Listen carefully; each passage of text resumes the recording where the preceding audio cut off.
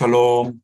오늘은 살면서 물질이나 환경이나 사람 때문에 두려움과 위협을 받을 때, 그래서 신앙의 정체성이 흔들릴 때 어떻게 살아야 될까, 어떻게 행동해야 될까, 7번째 시리즈 말씀으로 예수님을 부인하는 베드로의 모습을 통해서 우리가 도전과 소망을 갖기를 원합니다.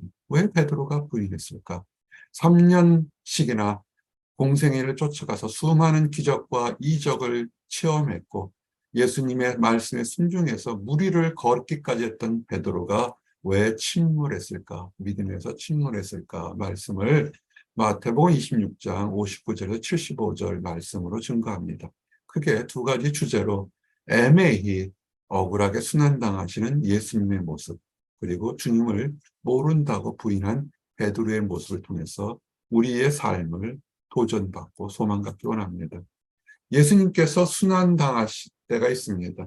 이때 허다한 거짓 증인들이 나타납니다. 예수님을 어떻게 하면 핍박하고 십자가 형벌로 죽이려고 하는 악한 사람들, 참 악하죠. 예수님께서 공생의 기간 동안에 나쁜 일을 하거나 모욕하거나 누구를 회방하거나 악한 행동을 한 적이 없습니다. 병자를 고쳐주고 복음을 증거하고 귀신을 쫓아하고 인생 사람들에게 소망을 주고 오병이어의 기적을 통해서 먹고 마시며 놀라운 축복을 줬는데, 악한 것들은 그것을 보고도 깨닫지 못해서 예수님을 칠 거짓 증인들이 굉장히 많이 나타났습니다.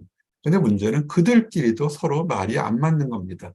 왜냐하면 거짓말이기 때문에 앞뒤 문맥이, 자기들의 말이 증거가 없기 때문에 깨닫지 못하는 겁니다. 어떤 사람들이 두세 사람이, 원래는 두어 세 사람이 나와야 되죠. 이스라엘 사람들은 두세 사람이 어떤 말을 하게 되면 그것이 법적으로 우선 증언으로서 효력이 있다고 했어요. 그래서 두세 사람이 나와서 성전을 헐고 사흘 만에 짓겠다. 지금 이 세 번째 성전이거든요. 솔로몬의 성전 이후에도 이것이 세 번째 성전인데 이 성전은 40년 동안 건축되고 있습니다. 다 완성이 되지 않았죠. 예수님 사후에 완성이 됐어요, 사실은. 그 성전이, 그 크고 화려한 성전이 40년 동안 짓고 있는 성전을 사흘 만에 짓겠다. 거짓말을 했다는 것이죠. 근데 이 성전은 무슨 의미냐면 하나님께 예배하는 것입니다. 예수님은 자기 자신을 성전보다 큰 사람, 하나님께 예배하는 사람들이 모든 사람들이 온 남녀노소, 종을 다, 종이나 자유자나 모든 사람을 포용하는 것이고 본인 스스로도 이 성전보다 큰 자가 있다. 그래서 사흘 만에 다시 일어나는 것은 내가 십자가 달려 죽겠지만 사흘 만에 다시 일어났다. 성전이 짓고 헐어도 예수님, 하나님의 은혜가 없으면 거기는 돌덩어리죠. 그러나 성전은 하나님을 섬길 수 있는 곳은 예수님인데 예수님이 사흘 만에 다시 부활하시겠다는 예언을 한 것에 깨닫지 못하고 이로써 책망을 합니다. 그 당시에 대제사장이 묻습니다. 왜 아무 대답이 없느냐?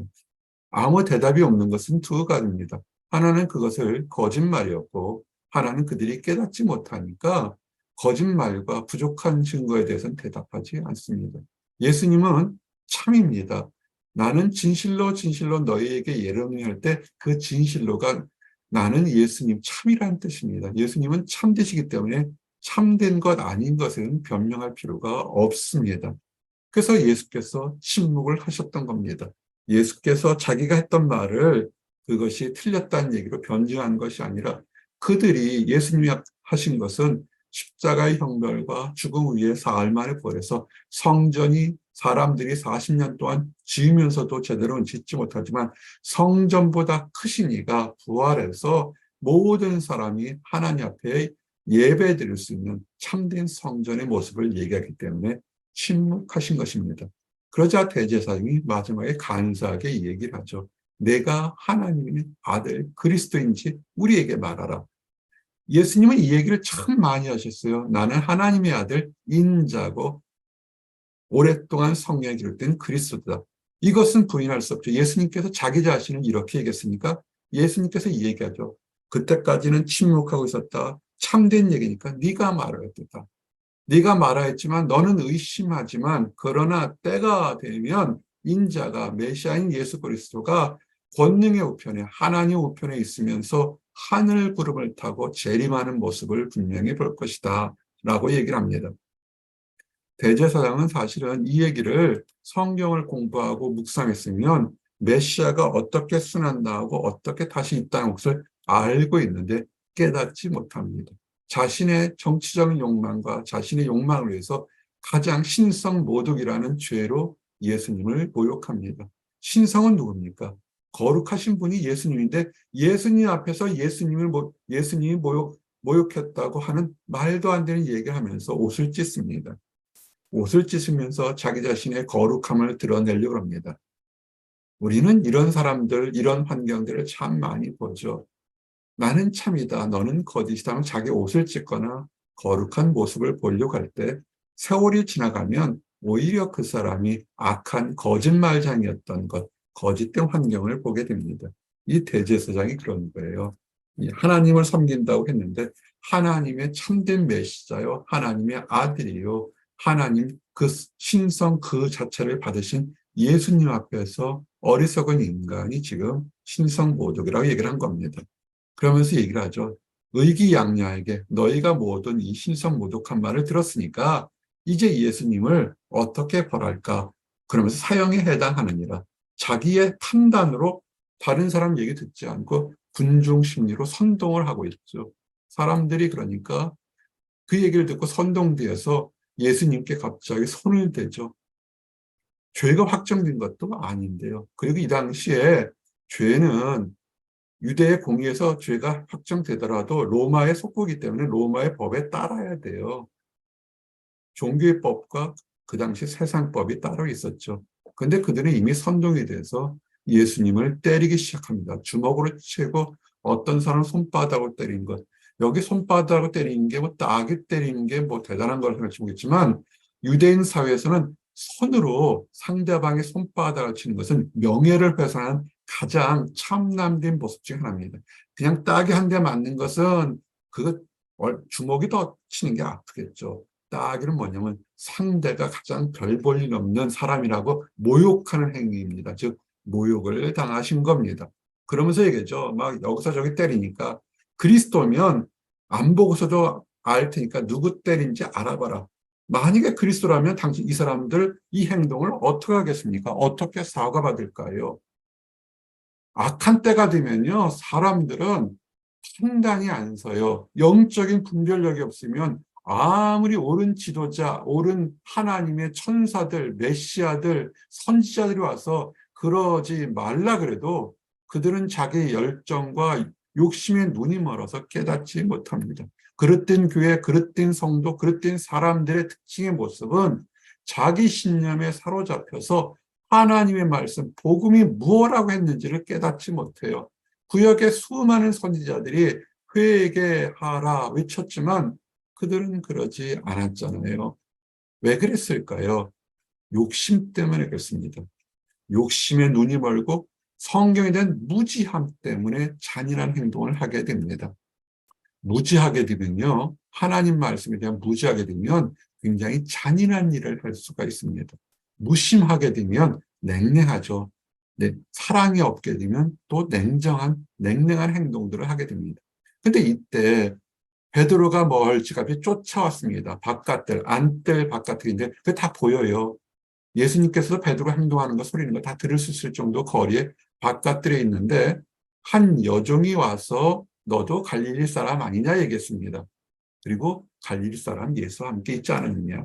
지금 사람들이 예수를 잡아 죽이자 그러니까 여종이란 뜻은 뭐냐면 그 당시에 가장 힘없는 사람이, 별 보이는 사람이 와서 베드로가 어땠을까요? 얼마나 많은 사람들의 존경과 인정을 받았을까요? 아, 저 사람이 예수님, 선지자 예수님, 그리스도 예수님을 수행하는 수제자 베드로구나 인정받는데 가장 인정받던 사람이 가장 그 당시에 인정받지 못한 한 여종, 그 당시 남녀 차별이 있으니까 계집 여종이라고 표현해요. 여종이, 여자 종이 와서 얘기를 하는 겁니다. 너도 갈릴리 사람 예수와 한편아 있냐? 그러니까 너도 벌을 받아야 된다. 얘기를 이렇게 했습니다. 그러면 좀 전까지 예수님께 있을 때 다른 사람은 부인하도 나는 부인하지 않겠던 베드로, 예수님을 잡으려 올 때 칼을 들어서 대제사장 말구에 귀를 떨어뜨려 버렸던 혈기왕성했던 베드로, 평생을 뱃사람 속에 살아서 싸움하면 이력이 날 정도로 거친 사람 베드로가 갑자기 큰 고양이 앞에 쥐처럼 갑자기 사람들 앞에서 부인합니다. 사람들 앞에서, 말씀을 잘 보세요. 모든 사람 앞에서 그 여종한테, 여종을 잡고 아니야 네가 뭘 잘못했어, 그게 아니라 소리를 내서 모든 사람 앞에서 나는 네가 무슨 말을 하는지 모르겠다.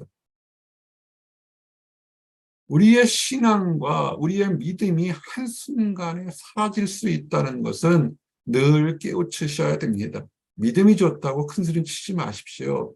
어떤 환경이 닥치거나 어떤 죄와 무식과 어리석음이 있으면 그가 모든 사람 앞에서 할렐루야 호산나 찬양했던 사람이 한순간에 모든 사람 앞에서 나는 내가 무슨 말을 하는지 모른다고 크게 변명하고 있습니다. 그래서 이제 그러면서 뒷문으로 빠져나가죠. 걸음을 나갑니다. 안트레타 바깥으로. 예수님, 잘 보세요. 예수님과 거리가 점점 멀어져 나가고 있죠. 그때 다른 요정이 또 그를 보고 얘기합니다. 옆에 있는 사람들 보고 얘기할 때 이 사람은 나사렛 예수와 함께 있었다. 이게 거짓말이죠? 아니면 다른 곳에서 봤죠? 왜냐하면 예수님을 잡으러 왔을 때 어둑어둑해서 가룟 유다가 누군지를 모를까 봐 볼에 입 맞추면서 얘기했죠. 이 여종이 나사렛 예수 함께 있을 때를 본 거는 아마 오래전에 봤거나 그걸 어떻게 다 기억하겠어요? 자기들 편이 아닌 사람. 지금 이 여종은 자기가 봤던 그 마을 식석들, 대제상의 사람들이 있던 사람 아닌 사람은 다 예수 편으로 보려는 것이죠. 그래서 예수 함께 있었다. 함께 있었던 게 큰 무슨 죄가 됐나요? 수천 명이 함께 있었는데 오병이어의 기초는 수천 명이 함께 있었는데 그럼 그 사람들도 다 벌을 받아야 되나요? 그랬더니 베드로가 보세요. 예수님이 여기 계시고 안뜰에 있었어요. 첫 번째 부인하고 사람들 할 때 더 멀리 갑니다. 문 쪽에 갔을 때 이번에는 행위가 뭐냐면 맹세하고 그냥 크게 아니다가 아니라 하나님 앞에 맹세, 여기 맹세라는 것은 하나님의 이름으로 하는 거죠. 맹세하고 부인합니다. 나는 그 사람을 알지 못한다. 이스라엘 백성들의 가장 이스라엘 백성다운 게 뭡니까? 하나님을 믿고 하나님 앞에 맹세하면서 나가는 삶이 그들의 이스라엘인데 하나님 앞에 맹세합니다. 나는 하나님을 믿는 선한 이스라엘인데 나는 그 사람을 알지 못한다. 내가 이스라엘 백성, 이방인이 아니라는 거죠. 나는 이스라엘 백성인데 나는 예수 그리스도를 모른다 그러는 겁니다. 그래서 이제 문 밖으로 막 나가는데 조음 곁에 또 다른 사람 나와서 이제는 베드로에게 뭐라고 하냐면 네 목소리가 너를 증거한다. 와, 이제 이 사람들은 이 고발하는 사람들도 선지자급이에요. 어떻게 그렇게 같이 있지도 않았는데도 다 책망해요. 왜 책망할까요? 영적인 것들이, 악한 것들이 힘을 주면요, 사람들이 보지 못하는 것들을 봐요. 목회를 하면서 느끼는 것이 보통 때는 참 어눌한 사람 같은데 교회를 회방하고 하나님 일을 회방할 때 되면 아주 논리적으로 또방또방 하면서 자기를 변명하고 회방하는 사람들을 보게 됩니다. 그때마다 무릎을 탁 치면서 와, 악한 것들이 사람들을 휘어잡고 이용하게 되면 이렇게 모든 변증과 변명과 궤변을 노리는데 논리적으로 맞아 들어가요. 지금 얘기하자는 네 목소리가 보니까 그렇다. 목소리 하나로 지금 예수의 도당으로 하는 겁니다. 와, 대단하죠. 현대도 어떤 범죄 음성을 듣고서 판단하기도 현대과학도 힘든데 이 사람들은 목소리 하나 듣고 판단할 정도로 되게 똑똑해요. 악한 것들이 힘을 주면 이렇게 됩니다. 그런데 베드로는 한 단계 더 나가요. 처음에는 부인했어요. 두 번째는 하나님 이름을 두고 맹세를 해요. 근데 세 번째는 하나님의 이름으로 저주를 해요. 누가 여러분들에게 이렇게 밉다고 싫다고 이렇게 저주까지 한다 그러면 그 사람은 어떻게 생각하겠어요? 저주하고 맹세까지 해요. 베드로가 많이 나갔죠, 그죠? 그건 나는 그 사람을 알지 못한다 그랬습니다. 아, 이러면 우리가 이런 사람 보면 다시 사귈 수 있을까요? 근데 이 저주의 말씀이 끝나고 나는 알지 못한다고 할 때, 이때 사실 닭이 울죠. 닭이 울면서 닭 울음소리에 딱 정신이 버떡 들면서 네가 다가오기 전에 내가 3번 나를 부인하는 생각이 들어서 베드로가 아직 양심이 살아있었던 것 같습니다. 나가서 대성통곡을 하죠. 이게 불과 몇 시간 사이에 일어났던 일입니다. 주께서 마지막 만찬할 때 떡을 떼며 이는 너희를 위해 찢기는 나의 살이고 포도주를 지며 너희의 죄를 사하기 위한 흘리는 나의 피고, 그렇지만 너희들이 나를 다 배반하겠지만 그러나 내가 죽은 후에 그리고 부활한 후에 너희보다 먼저 갈릴리로 가서 너희들을 기다릴 것이다 라고 얘기까지 했습니다. 베드로에게 축복을 주어서 내가 시민들다 할 때 함께 기도할 수 있는 특권도 줬는데 베드로는 차버렸고 혈기를 부렸고 나중에는 공포와 두려움 때문에 예전에 뱃사람, 천대받던 뱃사람의 가장 못된 모습으로 돌아가는 것입니다. 우리에게 도전과 소망이 뭘까요?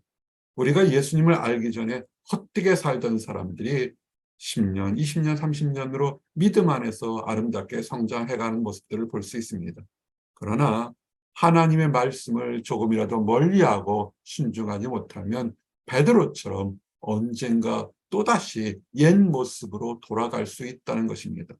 그리고 세상이 천사만 있는 것이 아니라 악한 것도 있어서 세상 사람들이 논리적으로 환경적으로 아주 옴싹달지 못하도록 악한 영들이 활동할 수 있다는 것을 아셔야 됩니다. 어떻게 천사만 있고 악한 사단 마귀가 없다고 생각하십니까? 아니면 아무것도 없다고 생각하십니까? 그건 어리석은 거죠. 그들이 그 여종들이 주변 사람들이 악할 때가 되니까 악한 것들이 활동해서 남이 못 보는 것을 보고 베드로의 진 모습을 보면서 얘기를 합니다. 악한 것들도 올바르게 봐요. 예수님을 따라다녔다는 것. 예수님을 따라다녔다는 것이 어떤 것인지 악한 것들은 부인하고 깨닫지 못하게 하는 것인데 따라다닌 진실은 얘기를 하죠. 그러면 베드로가 당당하게 얘기를 했어야 되는데 베드로는 유혹당했고 위협을 당했다는 것입니다. 사랑하는 성도 여러분, 우리가 하나님 안에 지혜가 있어야 되고 하나님 앞에 담대함을 있으셔야 됩니다. 기도하시겠습니다.